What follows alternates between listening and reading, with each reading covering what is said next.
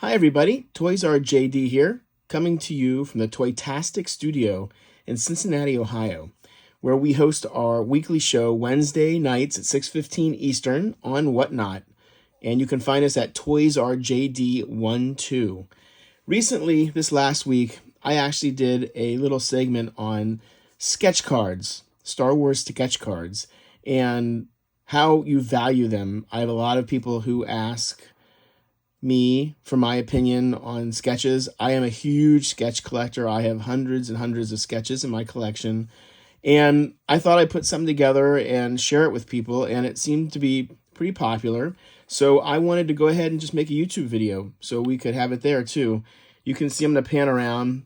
These are just some of my sketches that I took out for today's demonstration on both sides, and we'll talk about them. But let's go ahead and get into how I value sketches. Now, of course, we have to start with, this is all very much my opinion. Sketches are art, and art is subjective. So what I might like, you might not like. So we all have to remember that. So I'm just going to basically give you my opinion, and you can take it for what it's worth. You don't have to listen to me. You can listen to me. It really doesn't matter. I just want to give this information because so many people ask. But remember, it is subjective. And just because I'll use some different names in this video does not mean that I like one artist over another. There's a lot of artists in our community that everyone knows their names, so I'll be using some of those. So just right off the bat, I just want to make sure that's clear as well. All right, let's move on. So what are the types of sketches? So there's different kinds of sketches. We have a standard sketch, which is basically what I just held in my hand. I would call that a pretty standard sketch. Right here, Rebecca Loro. This one is painted, as you can see. So we have the standard. We have a sketchograph. Let me grab one of those. A sketchograph is a pretty unique sketch in that it is a sketch and it's a signature. So it's a sketch of a character. This is Captain Rex. And then signed by the actor of the character. So D. Bradley Baker in this instance. This is a sketchograph. This one is the art series. It's a great card. These are actually quite valuable sketchographs. Big chases, especially in the older Galaxy sets. So that's a sketchograph. A wide vision. Ooh, let me find my wide vision. Put my wide vision down over here. Wide vision is basically not a standard card, but it's going to be like this one is a wide card, a wide vision card. So that would be a wide vision sketch.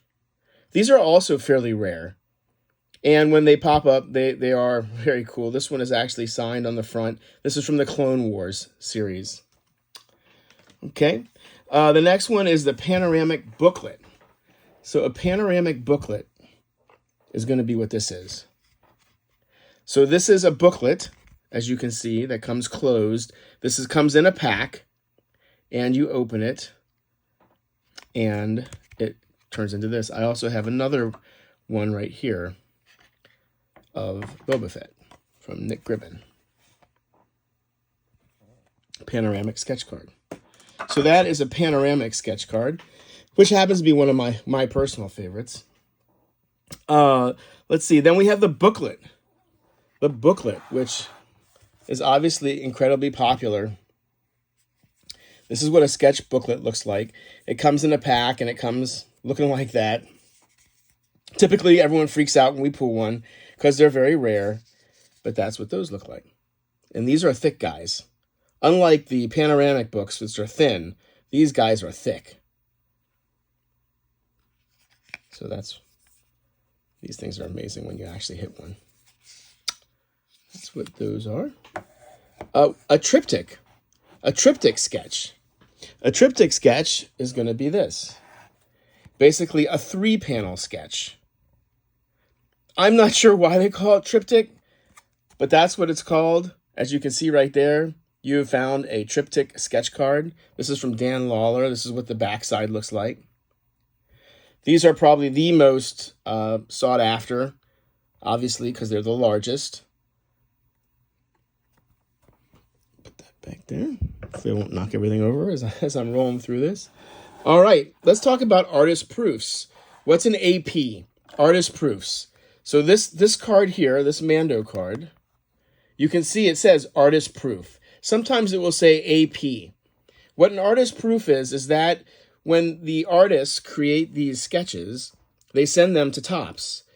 Then typically they get 10% of their sketches back so they can turn around and sell them.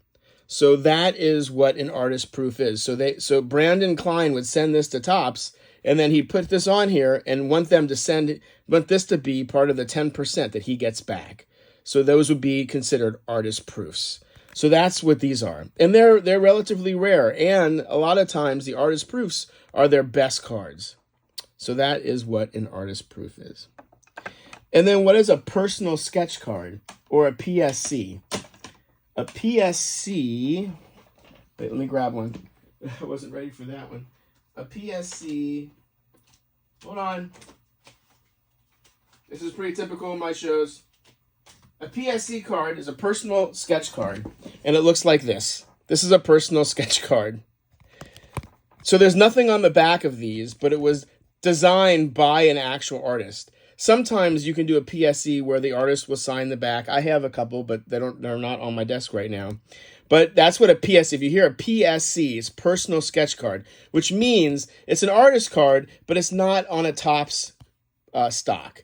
So that's what PSCs are. All right. And then the only other type that we didn't really mention is die cut sketches. So this is a die cut sketch. And you're going to find throughout the Star Wars card universe, there are quite a few different shapes of die cuts that Topps did on these cards. And depending on what they are, this is what one looks like. Personally, I think they add value to the cards being die cut because they're not normal. But, you know, it's again someone's preference. Okay, how do values change depending on the type of sketch? Well, really, there's only one type of these sketches that really would reduce the value, and that is the PSC sketch. And the only reason it would reduce the value is because it's not on the actual Topps paper. However, if it's a subject that you like, you know, it's worth whatever someone's willing to pay for it. That's the beauty of art. All right, so let me talk about value for a minute. I'm going to pull this up close because this is important in this presentation. It's a starting point.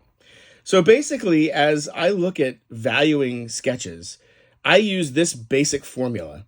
You have a base sketch, and a base sketch is anywhere from at least $40 to $50.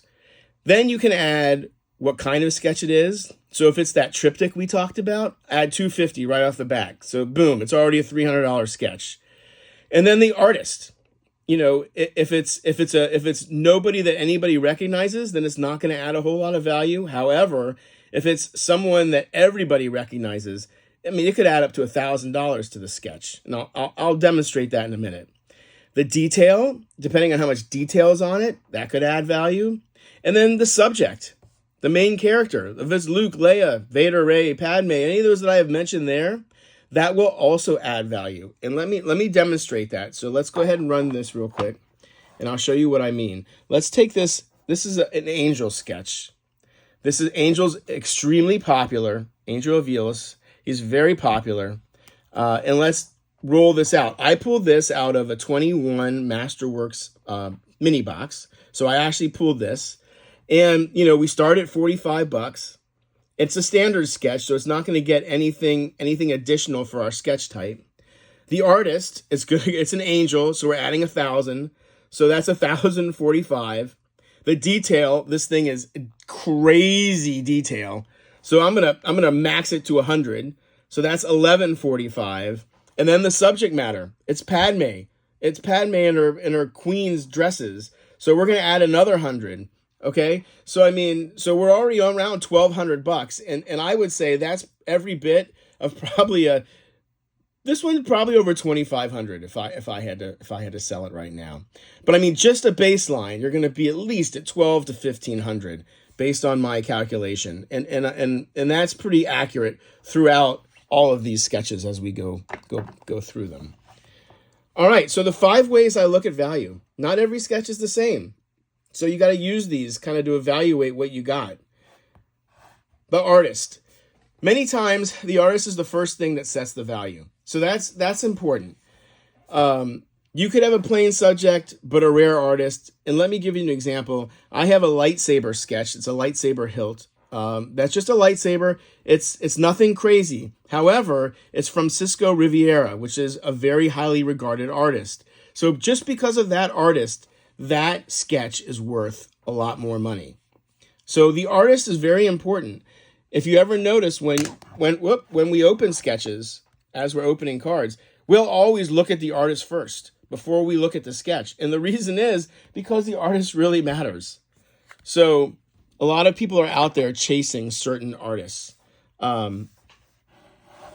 Many artists drive value. Here are some of that you will hear. This is a list that I compiled from the current eBay listings. Angel, Josh Trout, Kevin Nelson, Tom Amici, Don Murphy, Carlos Caballero, Jameson Murdoch, Jason Davies, Ian McKesson, Andrew Fry, Nick Ribbon, CJ Jones, Semra Bullet. There are so many that I could list that I had to stop. But that's just an example of some of the artists that will add value to the sketch. The rarity of the artist. This is probably the most important part.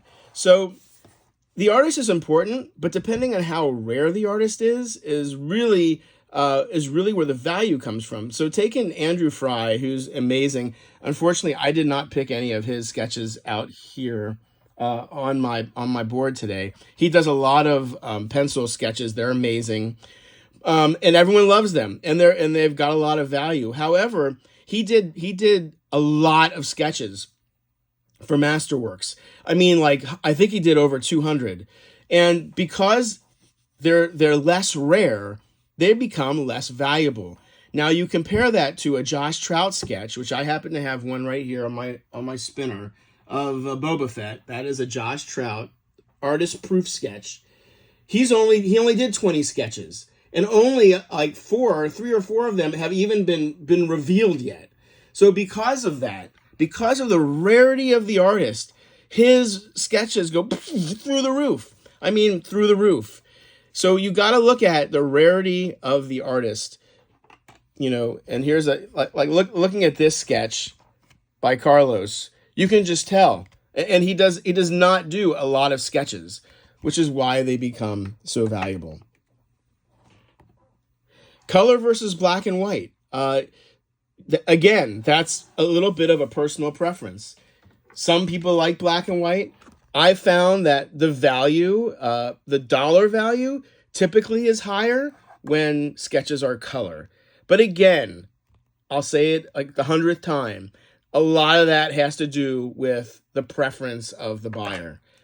But color versus black and white is something that should be taken into consideration when you're looking at sketches. And here I say, like Andrew Fry, the guy we were just talking about, amazing work. Almost all of his in-pack sketches are black and white. They're pencil sketches. However, his AP sketches, the ones he gets back from Topps, those are color. And I think he does that because he knows those drive more value for him. Detail. How much detail? Of course, detail is going to matter. You take some of these sketches that have an enormous amount of detail, and that is going to add $50 to $100 per sketch. I mean, if somebody spends 8 hours on a sketch, there's nothing wrong with that adding more value. You just know the second you pull it right from the pack that it's something special that somebody look at the hair, that somebody just put a lot of time and effort into. So detail is important. And then the subject matter. Of course, what's on it? Who doesn't want a sketch of the Mando, right? Or Padme, or Luke, or Leia? Even things like the walkers. Depending on what is on your sketch, that could add value. And it certainly adds personal value. Like this is one of my favorite sketches. And it's nothing crazy.